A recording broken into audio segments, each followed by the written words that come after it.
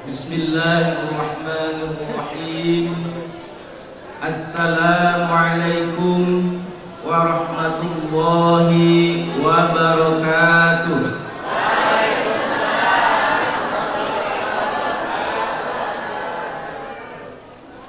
Kalau marhaban tadi semangat, dan memang kita harus semangat.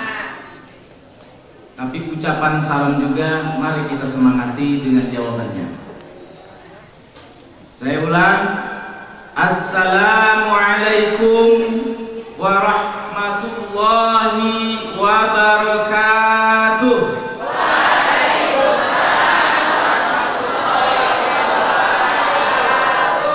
Alhamdulillah. Yang jawab salam masuk surga, amin. Yang gak jawab salam, mudah-mudahan dikasih hidayah untuk masuk surga, amin ya rabbal alamin. Innal hamdalillah nahmaduhu wa nasta'inuhu wa nastaghfiruhu wa nastahdihi wa nu'minu bihi wa natawakkalu alaihi wa na'udzu billahi min syururi anfusina wa min sayyiati a'malina. May yahdihillahu fala mudilla lahu wa may yudlilhu fala hadiyalah. Asyhadu an la ilaha illallah wahdahu la syarika lah wa asyhadu anna sayyidana wa nabiyyana Muhammadan abduhu wa rasuluhu la nabiyya ba'da.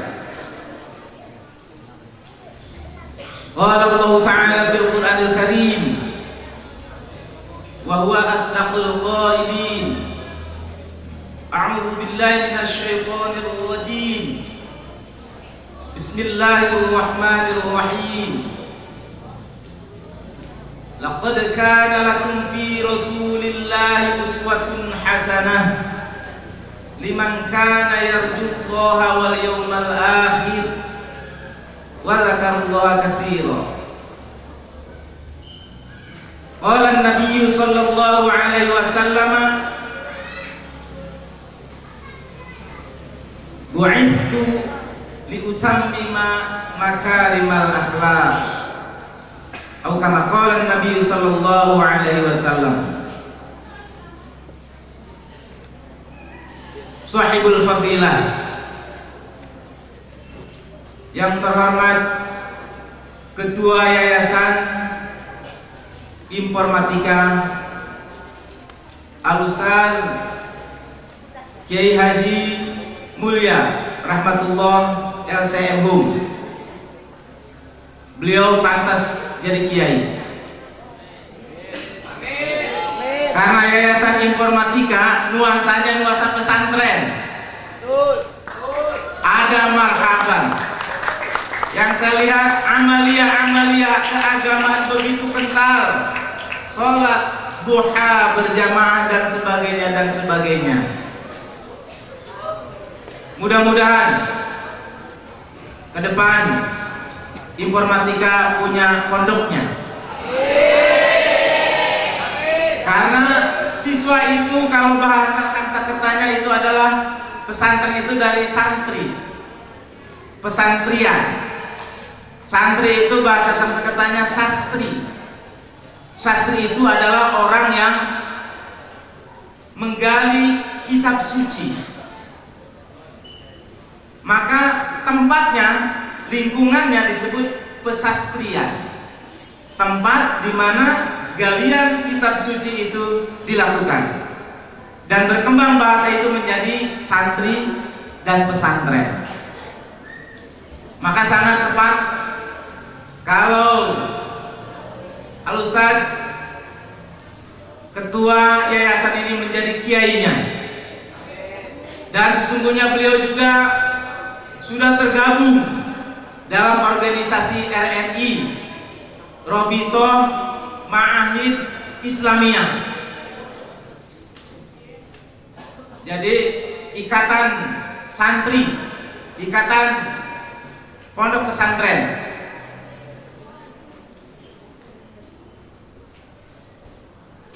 Oleh karena itu, amaliyah Ramadan, amaliyah ibadah ini, kayak pesantren sungguh membuat hati saya terharu dan terenyuh. Karena jarang lembaga pendidikan, yayasan yang nuansanya kayak di informatika. Kayaknya di Serang baru informatika gitu. Yang nuansa pendidikannya, walaupun saya tidak memilah pendidikan umum agama, tapi untuk ini aja dalam tanda kutip pendidikan umum, tetap nuansanya luar biasa.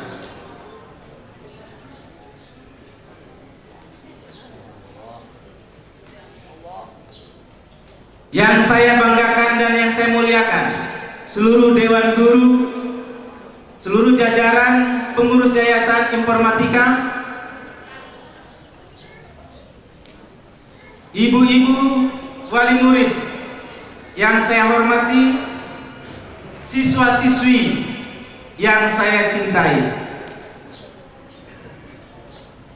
Tiada kata yang terindah yang patut kita ucapkan pada kesempatan yang nan bahagia ini, kecuali rasa syukur kita kepada Allah Subhanahu wa Ta'ala yang telah memberikan nikmat kepada kita, sehingga hari ini, pagi ini, kita berkumpul bersama di rumah Allah, di Masjid At-Tawrah, rumah Allah yang dimuliakan, dalam rangka memperingati orang yang dimuliakan Allah, yaitu Nabi kita, Nabi Muhammad Sallallahu Alaihi Wasallam.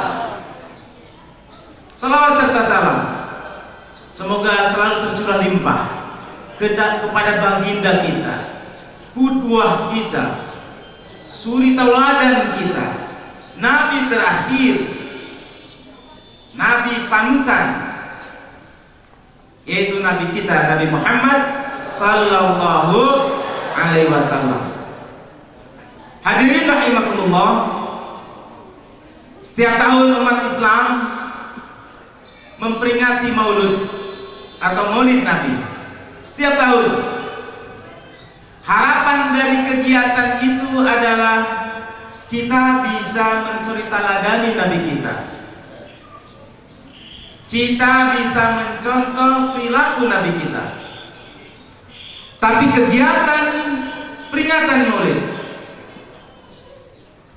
bagi umat Islam tidak banyak mempengaruhi pada jiwa umat Islam.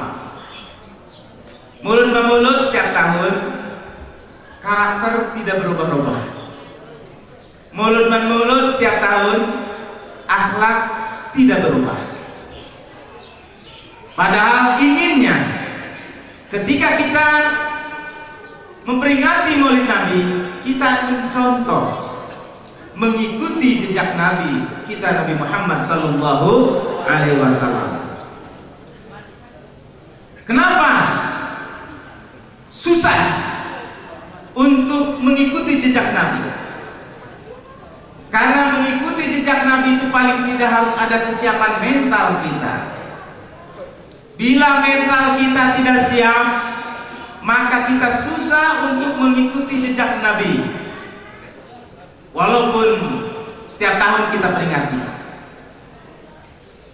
yang walaupun demikian tetap dalam hemat saya, dalam tanda kutip, peringatan Maulud itu menjadi sebuah kewajiban. Bukan wajib pengertian syariat, tapi wajib dalam pengertian dakwah. Dengan Maulud aja akhlak tidak berubah-ubah, setiap tahun diinformasikan bagaimana Nabi, karakter Nabi, apalagi kalau tidak ada Mauludan. Semakin informasi tentang diri Nabi semakin tidak ada. Karena orang yang mondok, khusus mondok, semakin hari semakin jarang. Yang kajian terhadap kita semakin hari semakin jarang. Nah, kalau Mauludan dilarang, kalau Mauludan diharamkan, karena sebagian kita ada yang menganggap bid'ah, maka informasi terkait diri Rasulullah semakin hari semakin pudar.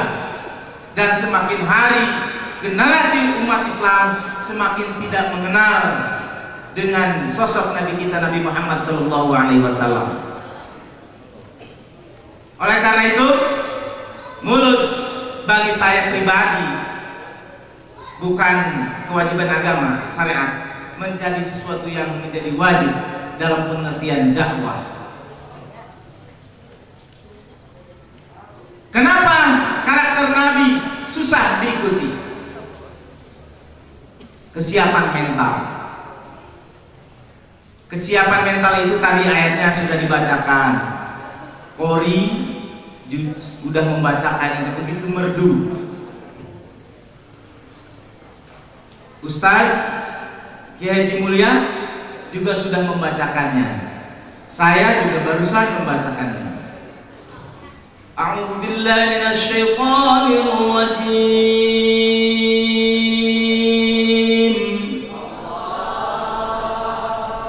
Enggak pas. Jim. Berarti Allah. Gitu. Harus ada seninya. A'udzu billahi minasy syaithanir rajim.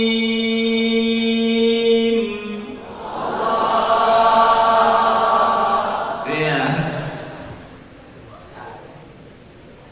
Laqad kana lakum fi rasulillahi uswatun hasanah. Allah gitu. Hasanah liman kana yarjullaha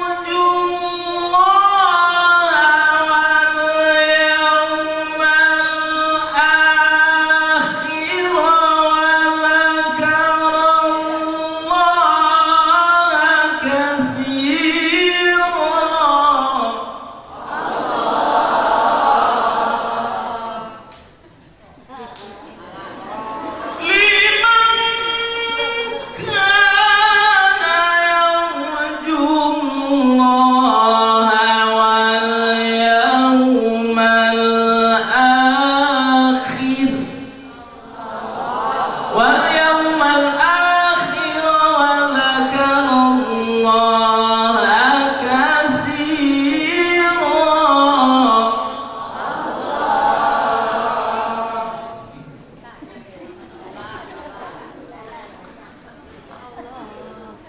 Saya sesungguhnya udah nolak beberapa kali Ustaz Saifuddin.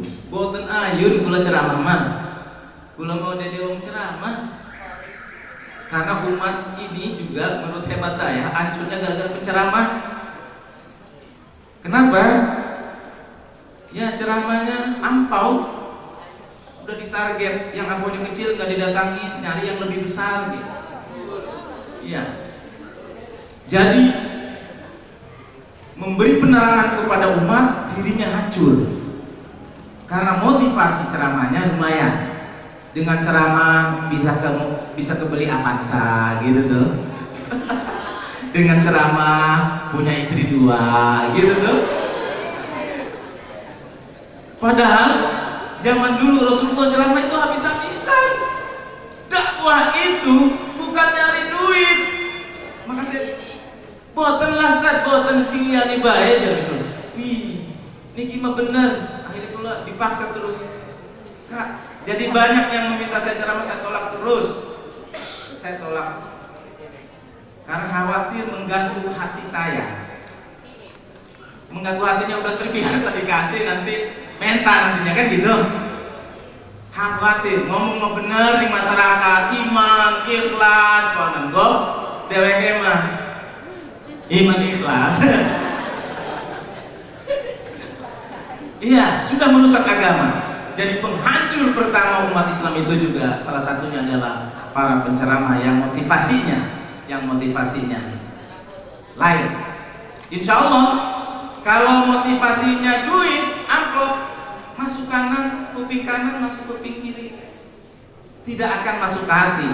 Tapi kalau itu dari hati, akan masuk ke hati. Ustaz Saifuddin maksa bae.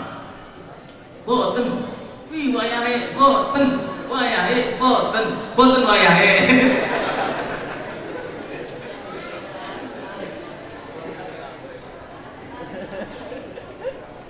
Demi silaturahim saya dengan sahib, akhirnya saya yalah boten apa-apa boten tuh.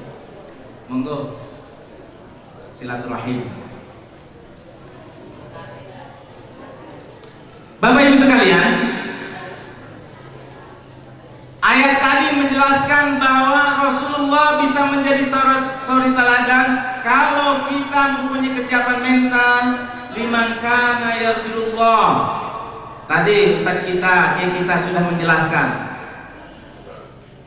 Kalau motivasi hidupnya Allah, minallah ilallah, lillah, minallah ilallah, lillah, maka Nabi kita bisa menjadi suri teladan dan kita bisa dibentuk oleh karakter Nabi.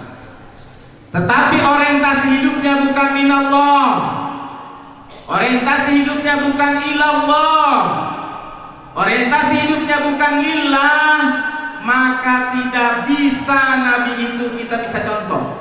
Jadi muludan tetap karakter tidak akan berubah. Jadi kesiapan mental kita bagaimana Allah satu-satunya yang kita tuju. Perilaku kehidupan kita itu karena Allah, digerakkan oleh Allah, pelaksananya karena Allah dan untuk Allah, dari Allah, untuk Allah, karena Allah. Kok dari Allah? Ini memang pengetahuan tauhid yang sangat dalam. Dibuktikan begini sebelum penjelasan yang lain. Bila ibu bapak nulis surat, nulis huruf, yang nulis itu siapa? Pulpen. Betulkah nulis itu pulpen? Kata pulpen bukan. Yang menggerakkan saya itu tangan. Kata tangan bukan. Yang menggerakkan saya itu adalah hati saya untuk menggerakkan. Kata hati bukan. Yang menggerak itu adalah Allah. Karena semua gerakan, semua itu adalah dari Allah. Ketika Allah tidak berkehendak, maka tidak akan terjadi. Betul? Gerakan pulpen tidak akan bisa nulis tanpa ada tangan. Tangan juga tidak akan bisa nulis tanpa ada badan.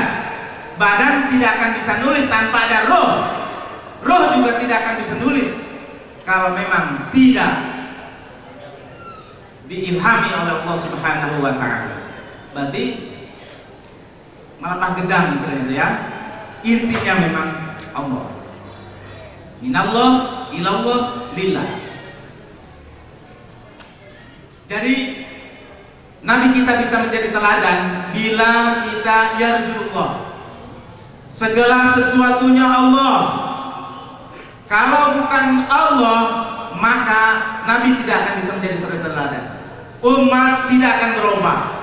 Ceramah juga tidak akan berubah karena motivasinya bukan yarjullah.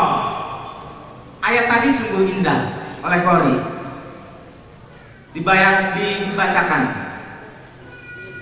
Qul inna salati wa nusuki wa mahyaya wa mamati lillah. Kalau pakai qiraat hafaz, qiraat Asim, qiraat Asim riwayat hafaz. Tapi kalau qiraatnya Waras, qul inna salati wa nusuki wa mahyaya wa mamati lillah.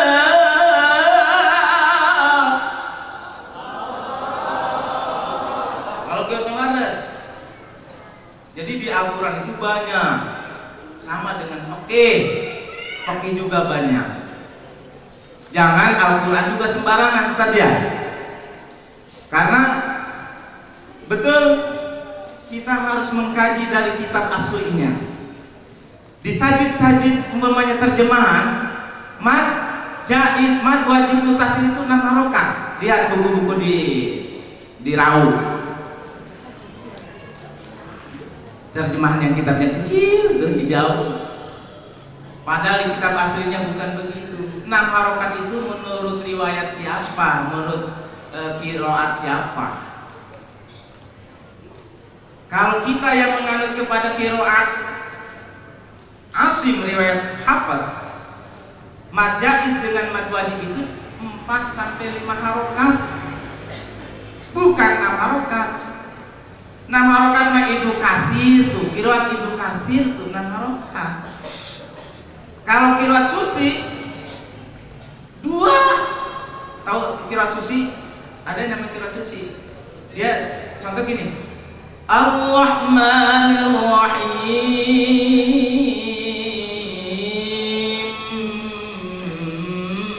Maliki Yaumiddin.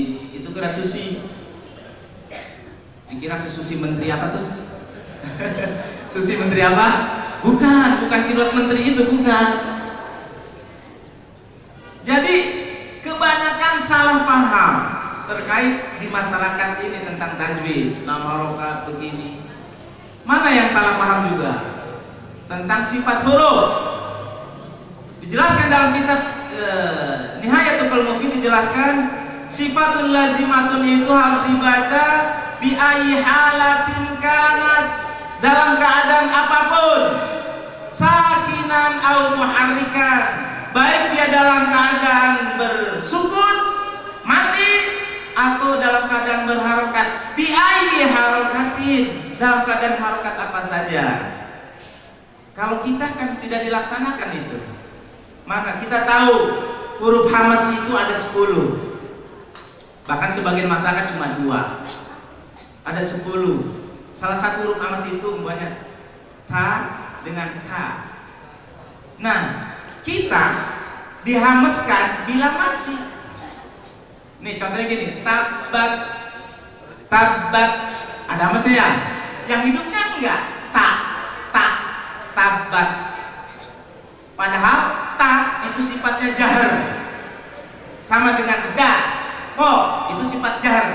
Karena satu huruf bisa mempunyai 5 sifat, tapi ta tidak punya sifat jahar. Hamas, infitah, istifal gitu, enggak ada jahar untuk ta. Maka harus dihameskan baik hidup maupun mati. Tapi kita membacanya pilih-pilih, ketika mati dihameskan, ketika hidup enggak dihamesin. Apa hamas itu? Jaroyanun nafsi atau nafasi inda nutkil harfi. Mengalirnya nafas ketika mengucapkan sebuah huruf. Ta, ko, da, makhrajnya sama tapi beda sifat. Nah, hadirin rahimakumullah, ini sebagai selingan aja ya. Bahwa inna sholati wa nusuki wa mahyaya wa mamati lillah, itu perjanjian kita di dalam sholat. Inna sholati, sesungguhnya sholatku, wa nusuki, dan ibadah-ibadah nusukku, wa mahyaya, dan hidupku, wa mamati, dan matiku, lillah, semuanya untuk Allah, semuanya karena Allah. Li bisa untuk, bisa karena. Kalau orang pondok pasti paham. Tapi kalau ngaji Al-Quran tidak mondok, tidak ngaji alat, ya li hanya untuk doang. Hadirin rahimakumullah. Yang kedua, kesiapan mental kita adalah wal yaumal akhir. Bagaimana kehidupan ini pasti ada balasannya. Sedikit apapun yang kita lakukan, satu 2 kecap, berapa tindakan, semua akan kita pertanggungjawabkan di akhirat. Kalau keimanan ini, keyakinan ini kita betul-betul ada di dalam diri kita, maka tindak tanduk kita pasti orientasinya tadi, bagaimana akibat di akhirat. Karena kita harus mempertanggungjawabkan. Sama dengan kepala sekolah, ketika mempertanggungjawabkan bos, bentar lagi ada irjen, maka kita mempersiapkan laporannya, pertanggungjawabannya. Kita juga di akhirat hidup nanti akan dipertanggungjawabkan. Wal yaumil akhir wa dzakarullaha katsira, dan orang-orang yang selalu zikir kepada Allah. Orang yang selalu zikir baik lisan dan hatinya, selalu setiap hari zikir. Imam Ghazali pernah ditanya, "Wahai kiai, lamun apakah zikir itu harus diucapkan saja? Bagaimana bagi pekerja-pekerja kalau setiap hari zikir aja, la ilaha illallah, la ilaha illallah, kapan digawene?" Kata Imam Ghazali, enggak. Kalau semua pekerjaan dituntut karena Allah dan rasa tanggung jawab melaksanakan tugas dan itu bagian dari perintah Allah, maka itu bagian dari zikir. Kalau kita guru datang ke sekolah ngajar dan itu diniatkan adalah lillah dan itu bagian dari perintah Allah dan pelaksanaannya sesuai dengan perintah Allah, maka ngajar di kelas itu adalah bagian dari zikir kita, kata Imam Ghazali. Nah, dengan demikian 3 karakter ini mudah-mudahan kita siap dari sisi mental, sehingga perayaan Maulid bisa kita implementasikan dalam kehidupan sehari-hari. Hadirin ibu bapak yang saya hormati, kenapa Maulid begitu penting?